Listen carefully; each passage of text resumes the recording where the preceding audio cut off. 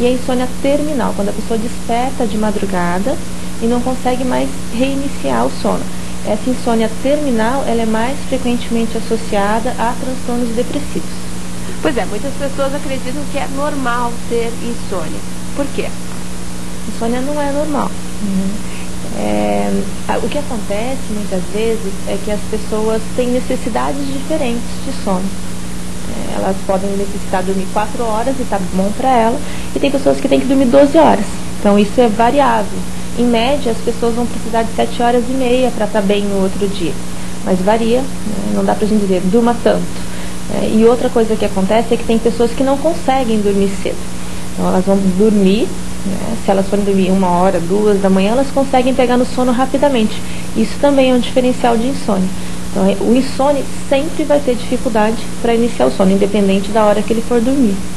Existe alguma diferença entre déficit de atenção e déficit de memória? Existe.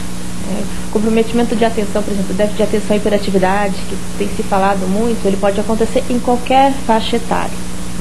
Desde crianças, às vezes, mais frequentemente associado com um transtorno de hiperatividade, também tem aquelas crianças que não conseguem ficar quietas, e daí tem dificuldade de se ater só se aquilo chamar muito a atenção, pode ser uma coisa mais seletiva.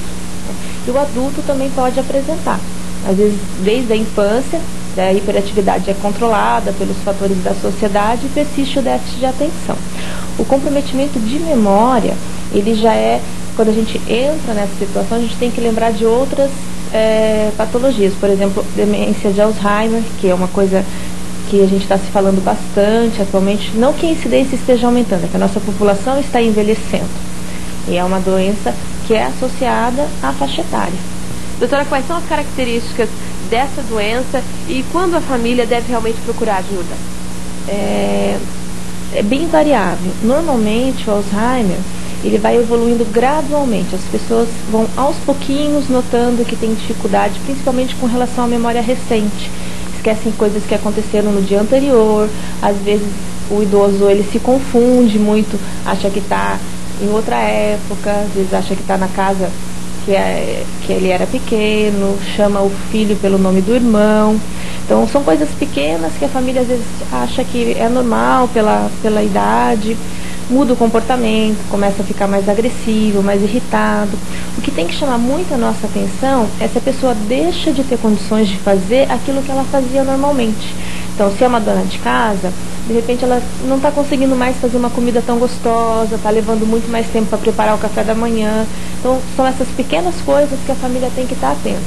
A gente chama isso assim, dificuldade para realizar atividades previamente aprendidas. Se está interferindo com a vida diária, a vida de relação, tem que chamar a atenção da família. Pois é, muitas vezes a família pensa que é realmente birra, teimosia do idoso e não se atenta para a doença. Às vezes é difícil a família entender que não é teimosia, que não está fazendo aquilo por querer, que faz parte da doença, porque altera, não é só a memória que é alterada, altera raciocínio lógico, comportamento, e a pessoa deixa de ter aquele insight de saber que aquilo é errado. Então às vezes ele fica, o comportamento fica muito difícil. Às vezes o que as famílias se queixam mais é de como tratar mesmo, de como se tem que explicar que aquilo está errado, se tem que ter jogo de cintura, né? Às vezes é bem difícil essa situação. Ok, doutora. Bom, o Universo Pesquisa agora faz um rápido intervalo. Não saia daí que a gente volta já.